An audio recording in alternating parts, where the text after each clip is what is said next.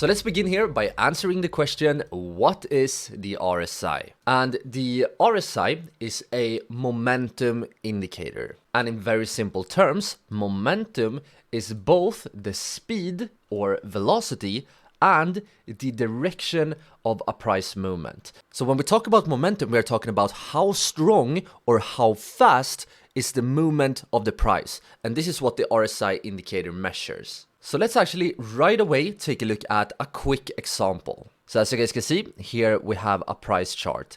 And this movement right here is an example where we have strong bullish momentum. The momentum here is strong because the real bodies of the candles, which is basically the wide part of the candles here, are much larger compared to the previous candles. And this is very important because momentum is relative. And as you can see on the name, we're talking about relative strength. So we're talking about how strong are the candles compared to the previous price movement. So the movement here is strong because the real bodies are large compared to previous price movement. And we call the movement bullish simply because the price is going up. But if you guys take a look at this movement right here, this is an example of weak bearish momentum. The movement here is weak because the real bodies of the candles here are very small compared to the previous candles, right? And the movement is bearish because the price is going down. And now let's continue by diving a little bit deeper into momentum. So first of all, remember here that momentum is both about speed or velocity and direction. And when having this in mind, we can classify momentum into 4 different categories. First of all, we have strong bullish momentum, and you have already seen an example of this, but we also have weak bullish momentum.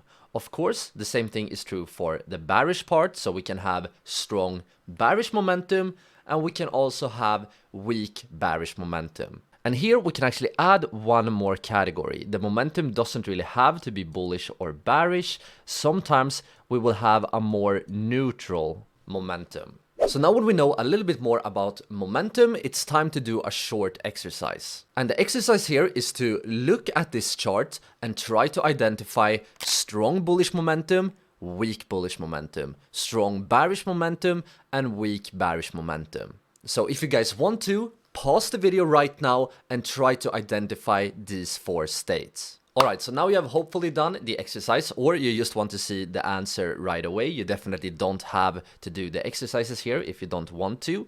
But now let's look at this chart and try to identify these 4 different states. First of all, let's remember what momentum is.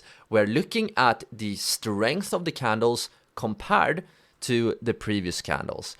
So if we, for example, look at this part right here, we can see that we have multiple strong green candles that are much larger compared to the previous candles. So right here, we're talking about strong momentum, and the momentum is bullish because the price is going up. So here we have strong bullish momentum. But if we now take a look at this part right here, you can see that yes, we have one candle that is pretty large, but most of the candles here are very small and pretty much the equal size compared to the previous candles. So in this case, we're talking about weak momentum. And we can also see here that the price is going down. So we can say that this is weak bearish momentum. The next move I want to take a look at is this move right here. As you can see, once again, the candles here are pretty small and they are not really larger compared to the previous candles. So once again, we're talking about weak momentum, but the momentum is bullish because the price is going up. So we have weak bullish momentum. And this part right here, we can actually see as neutral momentum. Because we have a green candle, red candle, green candle, red candle, green candle, and the price is going pretty much sideways. So we don't really have a clear direction. And here I'm actually sorry because my camera was in the way. But the last move I want to show you guys, last but not least, is this move right here. I'm sorry if you did the exercise, you didn't even see this move.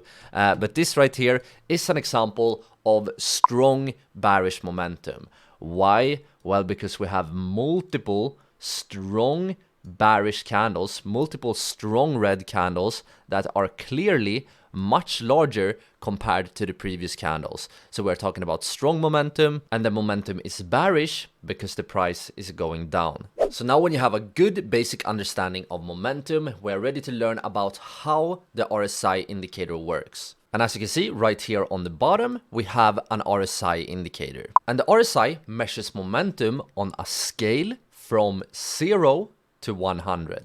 As you can see here in this example, the RSI reached a highest point slightly above 80 and a lowest point slightly below 30 here. But the scale actually goes all the way up to 100, so it's possible for the RSI to go up to 100. However, that pretty much never happens.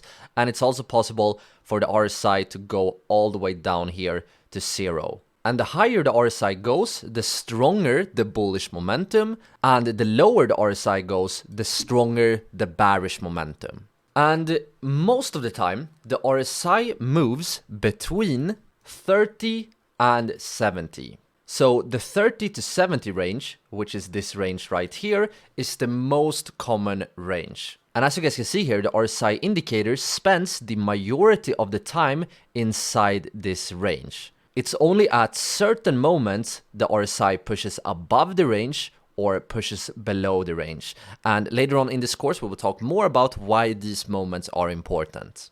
And let's just add here, I already talked about this, but 0 is the highest possible bearish momentum, while 100 is the highest possible bullish momentum. But it's important to notice that the RSI will never really touch 100 or 0. In extreme moments, the RSI can push maybe up to 95, maybe a bit higher, or maybe down to 5, and so on and so on. But in reality, the RSI never really reaches the most extreme values. So next we have to talk a little bit about the concept of overbought and oversold. If you are a little bit familiar with the RSI indicator, you have probably heard of these two terms. But what does the terms actually mean and why are they important? Well, a stock or, cryptocurrency or Forex or whatever you are trading is overbought when the RSI is above 70. So when the RSI is above this line right here, it's considered overbought. So during this whole part right here, the RSI is overbought. And a stock or cryptocurrency or Forex or whatever is considered oversold when the RSI is below 30. So in this example, when we are below this line right here, we are considered oversold. So the only moment where the price is oversold in this example is this part right here. And here, and this is super important, some traders use overbought conditions as sell signals. And conversely, they will use oversold conditions as buy signals. And at first glance, this can actually seem like a good idea because when the price are extremely overbought, that means that we have been seeing lots of momentum and the price have been, pushing up very fast. So what many beginner traders think here is that, because the price has been going up so much recently, it has to go down soon. And this can actually be very dangerous and lead to big losses. And I will talk about that soon. And the same thing is true for the oversold scenario. So many beginners will think that just because the RSI is oversold, that means that the price has been going down, very strong movement towards the downside. They think that because the price has been going down, it has to reverse soon.